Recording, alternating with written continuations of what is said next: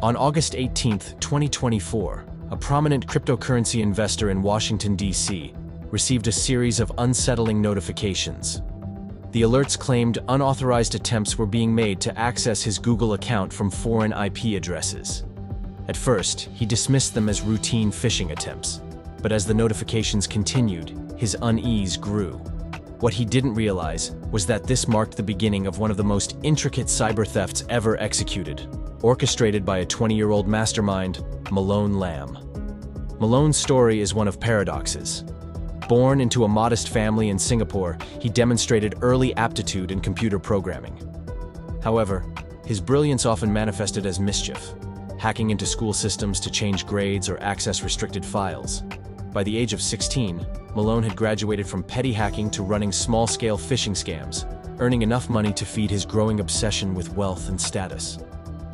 In October 2023, Malone traveled to the United States on a visa waiver program, ostensibly to attend a tech conference in Silicon Valley.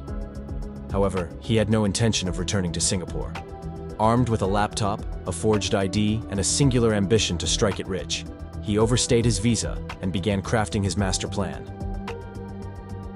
Malone was a student of his environment. Living in the heart of Los Angeles, he immersed himself in the world of luxury and excess. He frequented high-end nightclubs, observed the spending habits of the wealthy, and networked with people who could provide him access to his ultimate goal, a life of extravagance funded by ill-gotten gains. It was during one of these outings that Malone met Jeandiel Serrano, a self-proclaimed crypto trader known online as Versace God. Serrano was flamboyant, confident, and equally ambitious, making him a perfect accomplice. Together, they devised a plan that would exploit the weakest link in any security system: human psychology. Their target was a cryptocurrency investor whose net worth ran into the hundreds of millions. To gain access to his digital assets, Malone and Serrano employed social engineering, a technique that relies on manipulation rather than brute force. The operation began with a series of fake email alerts. Malone, using proxies and VPNs, sent the victim notifications that appeared to be from Google, warning of suspicious login attempts from foreign locations. The alerts were designed to create panic, and they succeeded. Once the victim's anxiety was sufficiently heightened, Malone made his move. Using a burner phone, he called the victim, posing as a representative from Google's security team.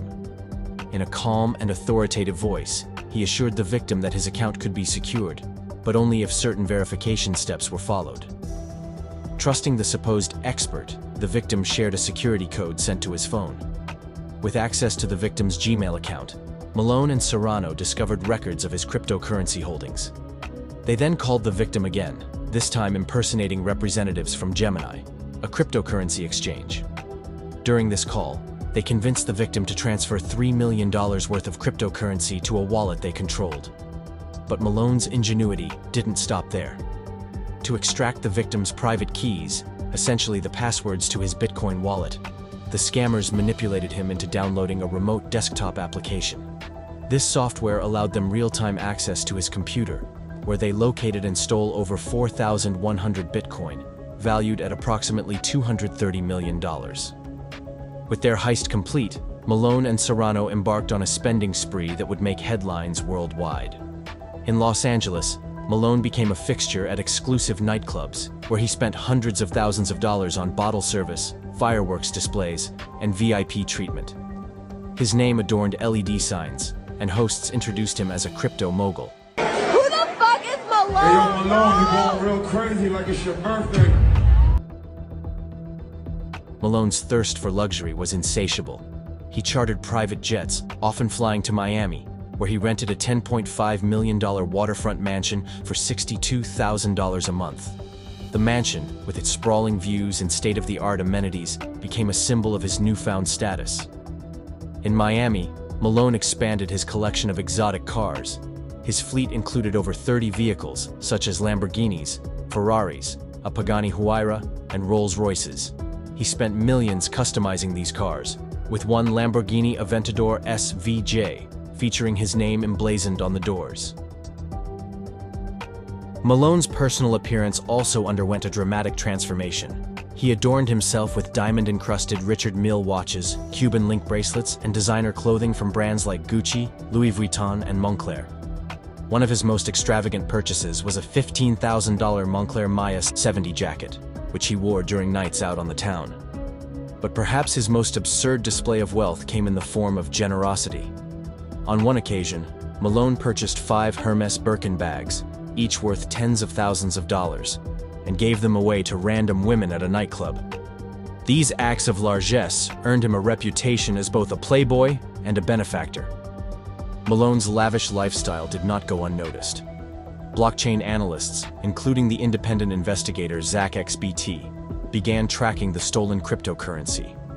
Using the immutable records of blockchain transactions, they traced the funds as Malone attempted to launder them through mixers and exchanges.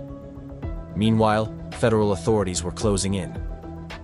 Malone and Serrano made critical mistakes that linked their identities to the stolen funds. Serrano, who often flaunted his wealth on social media, tied personal accounts to cryptocurrency wallets containing stolen assets. In one incident, the third accomplice, known as Wiz, inadvertently revealed his real name while screen recording a transaction. Oh my god! Oh my god! Fucking way, nigga. Oh my god! Oh my god! No fucking way. By September 2024, law enforcement had pieced together enough evidence to act. On September 18th, Serrano was arrested at Los Angeles International Airport after returning from a trip to the Maldives. During his interrogation, Serrano's girlfriend provided information that tipped off Malone. In a panic, Malone deleted his Telegram account and attempted to cover his tracks. However, his efforts were futile. The following day, federal agents raided his Miami mansion, arresting him amidst the trappings of his ill-gotten fortune. The raid yielded a treasure trove of assets: exotic cars, diamond jewelry, high-end electronics, and designer clothing. Authorities also froze $9 million in stolen funds, although much of the cryptocurrency remained scattered across various wallets. Malone's arrest marked the beginning of a lengthy legal process. Charged with conspiracy to commit wire fraud and money laundering, he faced up to 20 years in prison for each offense. In court, his attorney described him as a young man who made a grave mistake, requesting leniency given his age and lack of a prior criminal record. The government, however, was less sympathetic. Prosecutors painted Malone as a calculating criminal who exploited his victims for personal gain. They argued that his ostentatious lifestyle was not a youthful indiscretion, but a deliberate flaunting of ill-gotten wealth. As the case unfolded, authorities worked to recover the stolen funds. While $500,000 was returned to the victim, the majority of the assets were subject to forfeiture and auction. However, not all of Malone's purchases retained their value. Several luxury cars, including a Lamborghini and a Porsche, were damaged, reducing their potential auction returns. Malone's story quickly became a cautionary tale, shared widely on social media and news outlets.